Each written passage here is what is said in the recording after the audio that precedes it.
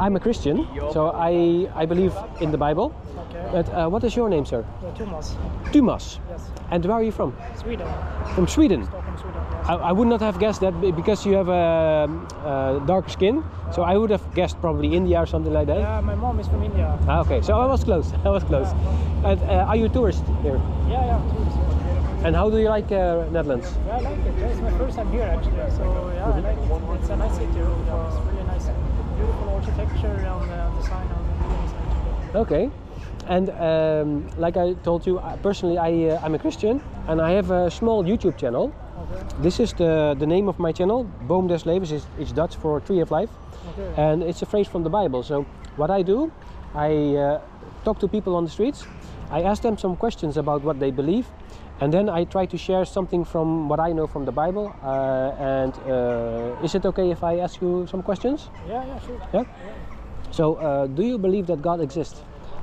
Yeah, I'm not so religious. So yeah, I don't know. You're not sure? Yeah, I'm not sure. Yeah. And it's difficult to say, you know. Your mother is from India, right? Yeah. So did she try to teach you some Hinduism or Buddhism or something like that? No, not at all? No. She's also not religious? She's not religious either. You know, she's with a Swedish man and, you know, usually white people are not so religious, you know. Usually, yeah, you're right. So that's why I think when she, you know, her upbringing, she was more religious, but... Probably Sweden is the most atheistic country in the world, I guess. We're really atheist. We are not member in the Swedish church. Okay. And do you believe that that you have a soul inside of you, that you're not only a body, but that's a part of you that will live on after life? Yeah, I think I believe in something, yeah, but I don't know what's happening. No, it all comes down to faith, of course. But many people that I speak to, they think that there will be something after this life. And of course I ask them about heaven and hell. Okay. Because you must have heard about this concept from, hey, there's two options.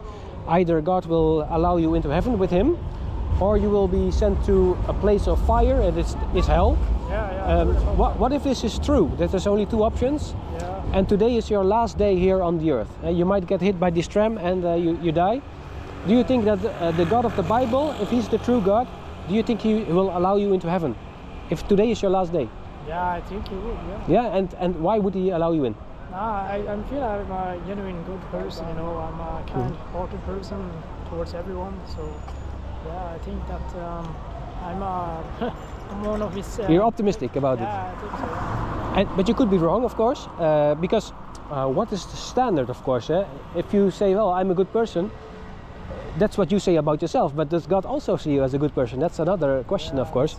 And I can tell you from the Bible that God looks down on the people and he said, there's none righteous, there's none good that do it good. All have sinned and come short of the glory of God. And sinning is breaking one of God's commandments. So you have the 10 commandments: you cannot lie, you cannot steal, you cannot murder.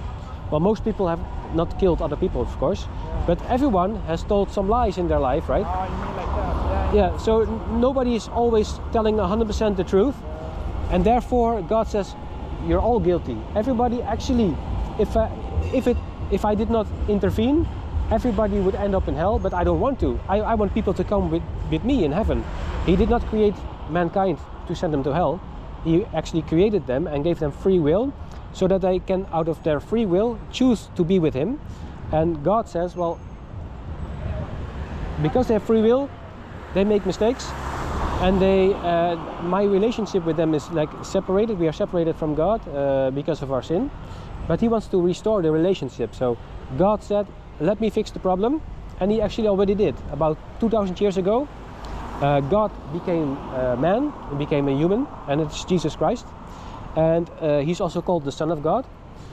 And the teaching of the Bible is that God did this to show us a perfect life. So Jesus was about 33 years old, and he never sinned. He was innocent, as the only human ever. And then with his innocent blood, he paid for the sin of the whole world. So the punishment that you and I deserve, Jesus already took it upon himself. So he was innocent. They arrested him. They put him on a cross. You have heard about this, right?